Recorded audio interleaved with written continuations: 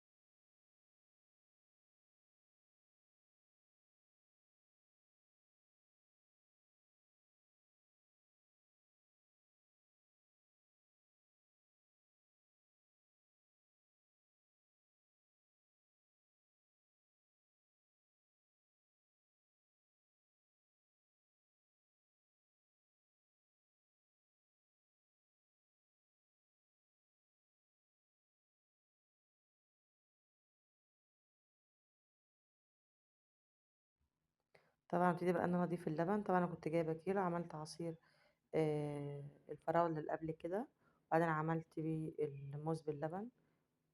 طبعا هزوده، هو يفضل بصراحه الغلط اللي انا عملته ان انا زودته ميه مع اللبن، فالافضل ان انت تخليه لبن صافي جدا مع الموز، هيدي طعم احلى جدا. طبعا معايا السكر اللي انا بحطه بضربه في قلب الخلاط.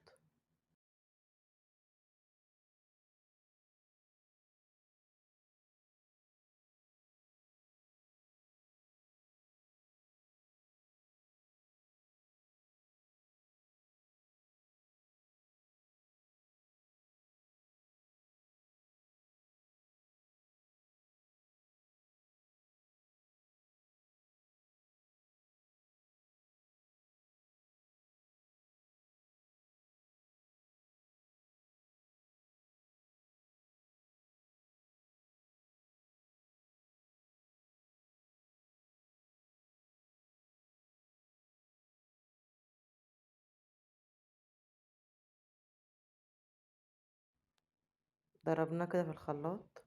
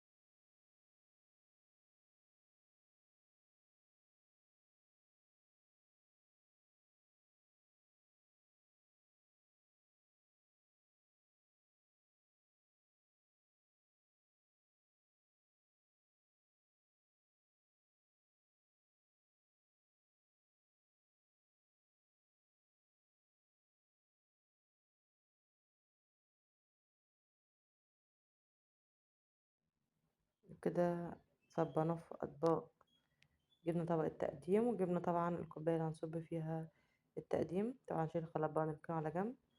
وكده بألف هنا على قلوبكم. لو الفيديو عجبكم متنسوش اللايك والاشتراك في القناة. طبعا حبيت ان انا ادوقه معاكم علشان اقول لكم على الطعم، بس والله بجد فعلا طعمه حلو جدا. لو الفيديو عجبكم متنسوش اللايك والاشتراك. مع السلامة.